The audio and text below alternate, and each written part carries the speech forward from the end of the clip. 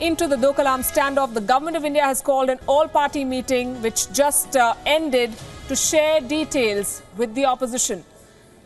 Briefings were held both by the Home Secretary and the Foreign Secretary at Home Minister Rajnath Singh's residence today.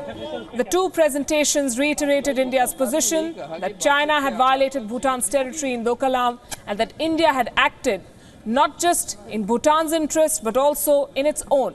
The Chinese road construction on the plateau threatens the security of India's Siliguri corridor.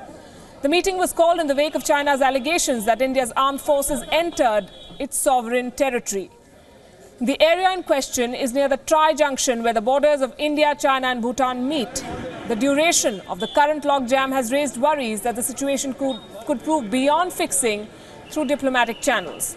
Despite China's aggressive posturing over the last month, though, India has attempted to play down this matter. The fact that the External Affairs Ministry has rubbished reports that a de-escalation in the region was off the cards is very, very significant. It has also rubbished reports that India was engaged in building up its military presence in Doklam. There was a conversation on a range of issues between the two leaders at Hamburg, and also the fact that the diplomatic channels remain available to both sides.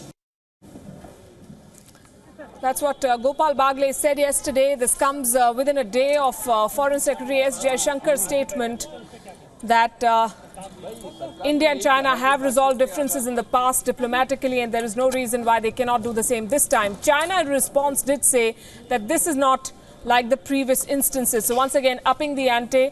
On your screen, images of the all-party meeting, all those leaders gathering to talk about the situation and to discuss India's response. Joining us this evening on Gravitas, Brahma Chelani. He is the Professor of Strategic Studies at the Center for Policy Research. And WION's Ramesh Ramachandran, Senior Diplomatic Correspondent. Good evening and thank you both for joining us. Ramesh, let me begin with you. You were at the venue where this meeting was held. What was discussed? What did the government tell opposition leaders? Indeed, Palki, I am still standing outside the residence of the Indian Home Minister, Mr. Rajnath Singh. And the meeting with the opposition leaders began at about 5 p.m. local time. And it ended about half an hour ago, so the meeting lasted more than 3 hours. Now, the sum and substance of the meeting from my vantage point is that on the issue of external security, namely the standoff at the border between and among India, China and Bhutan, all opposition parties are one with the government.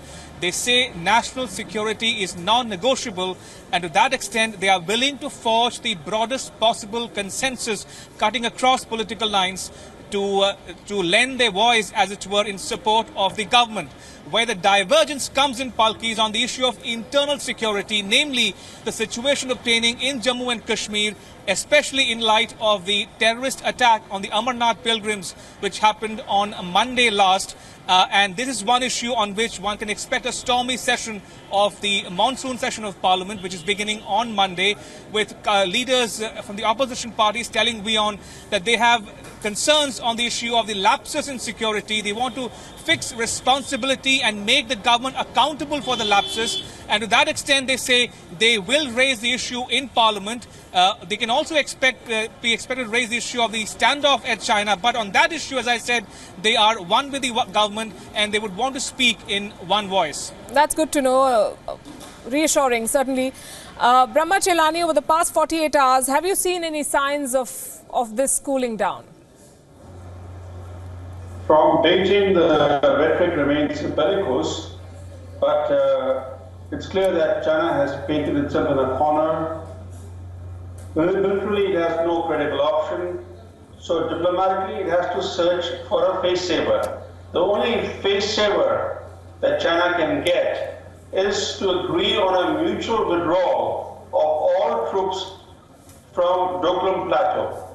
That would be a restoration of status quo ante, the situation that prevailed before the PLA began building a strategic highway through Bhutan's Doklam Plateau. Right. Ramesh, is there a sense that the government of India wants to play down the standoff, but at the same time not give an inch to China?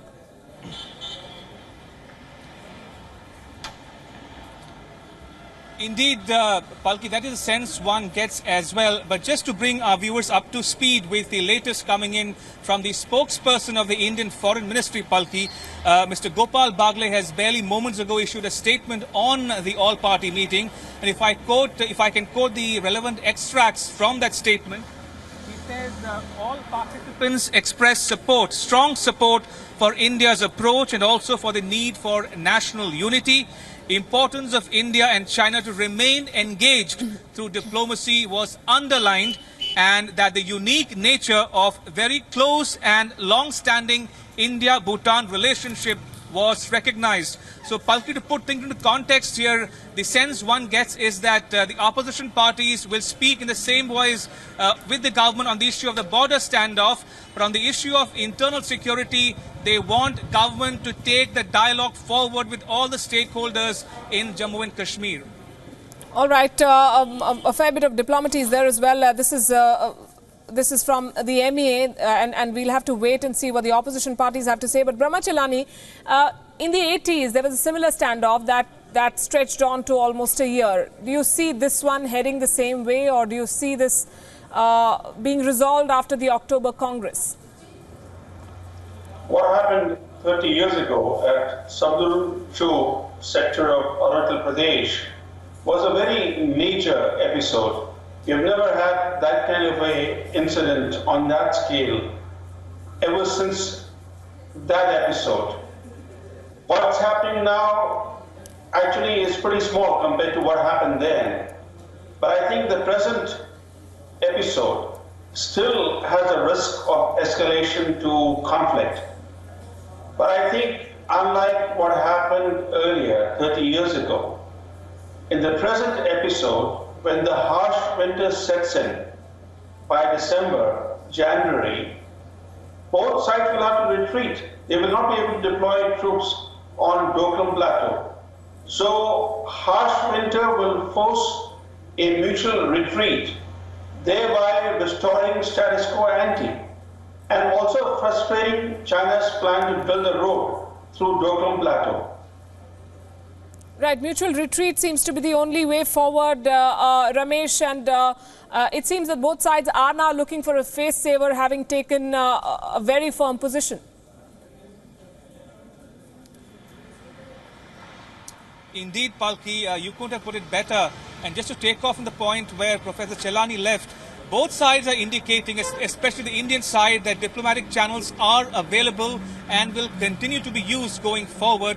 But the problem emanates from the heightened rhetoric, or the ratcheting up of the rhetoric by the Chinese of late, especially from their official media, especially the People's Daily, for instance, which went on to invoke the very editorial that it published way back on 22nd September 1962, barely a month before the 62 war between India and China. So clearly things are not looking up as far as the bilateral thread of the relationship goes. But that said, India consistently maintains that such issues have been resolved in the past, and there is no reason to believe that this issue will also not be resolved at the earliest. Remember, Palki, the National Security Advisor, Mr. Ajit Doval, is expected to visit China in a couple of weeks from now for the BRICS summit, which will be held in China this year. And one can expect him to have some discussions, informal or formal, we don't know yet, but he can certainly be expected to have discussions on the issue of the standoff, especially given the fact that the National Security Advisor of India is the special representative